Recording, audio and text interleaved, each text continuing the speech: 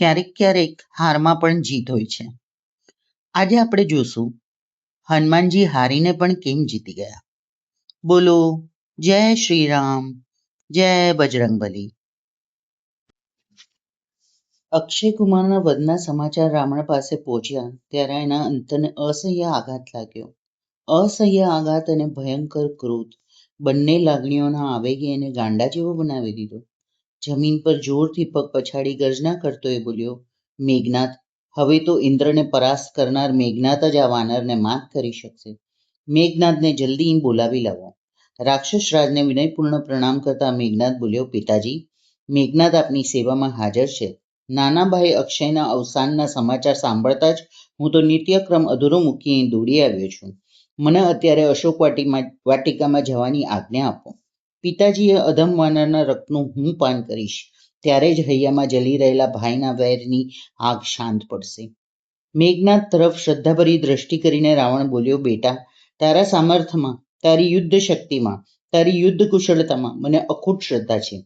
એ ભયંકર વાનરને તું જરૂર યમસદને પહોંચાડી શકીશ, પણ તું એને રણસંગ્રામમાં મારતો નહીં.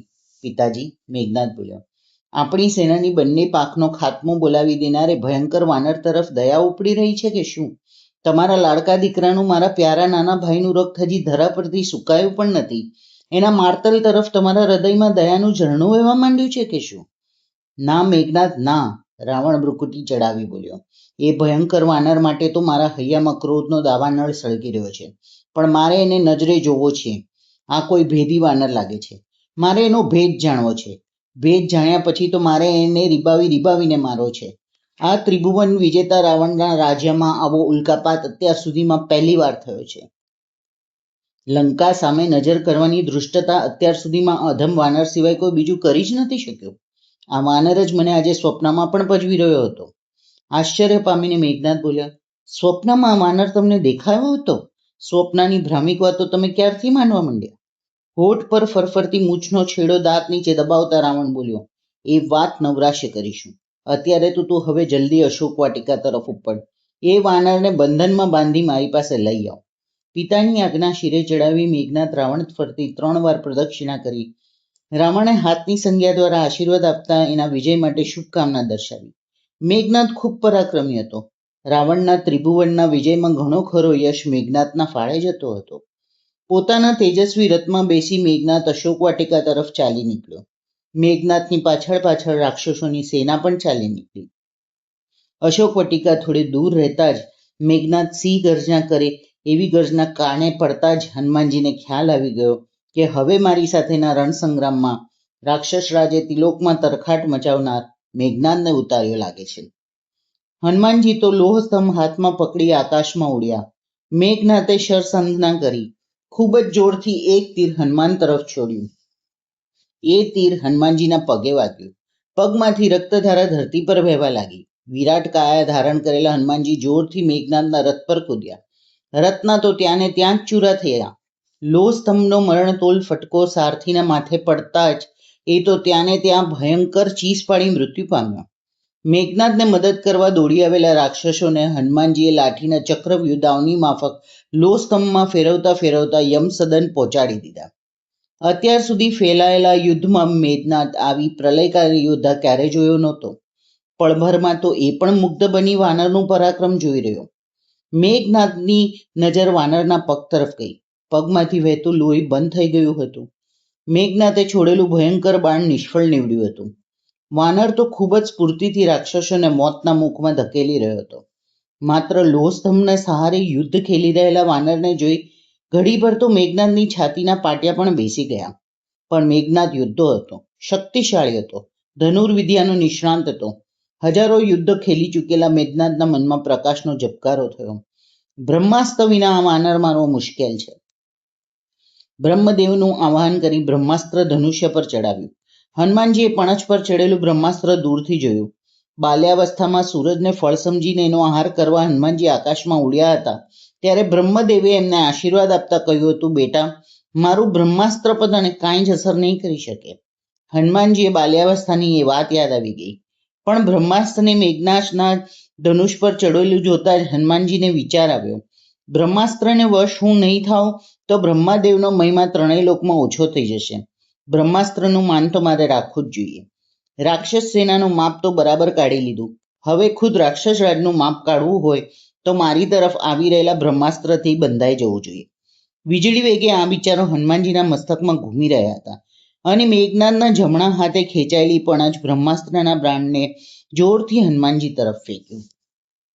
બ્રહ્મપાશનો કાંઈ જ પ્રતિકાર કર્યા વિના હનુમાનજી સ્થિર ઉભા રહ્યા.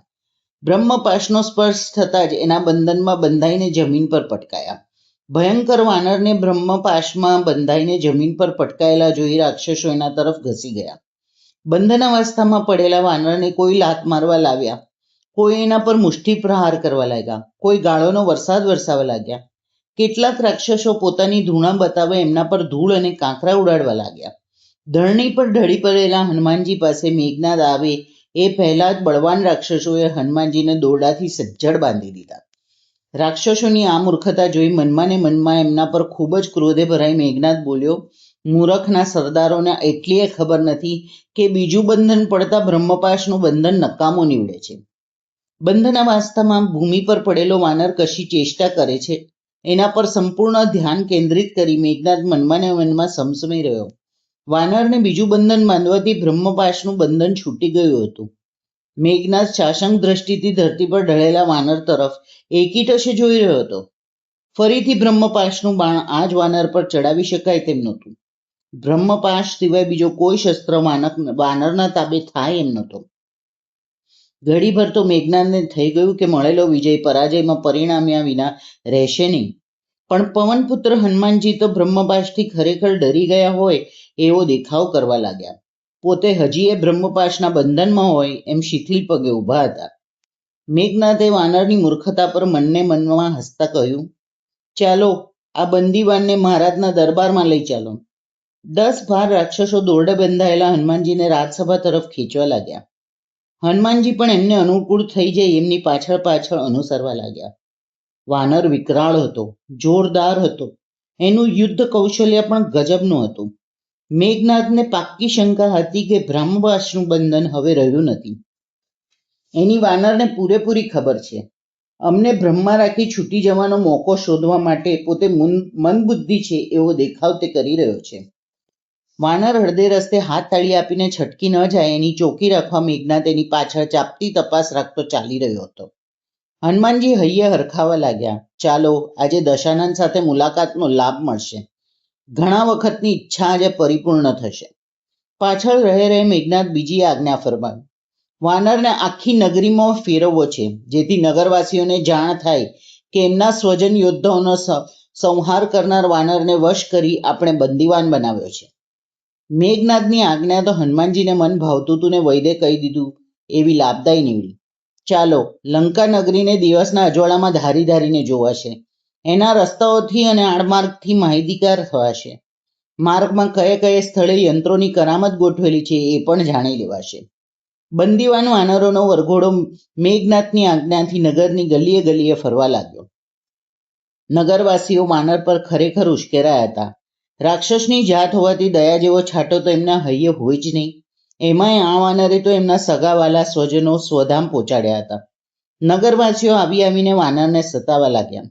કોઈ પૂંછડી ખેંચવા લાગ્યું, કોઈ પથ્થર મારવા લાગ્યું, કોઈ વળી વાનર પર ધૂળ નાખવા લાગ્યું. આમ અપમાનનો અને અવગણનાની વર્ષા વચ્ચે વાનરોનો વરઘોડો આગળ ચાલવા લાગ્યો.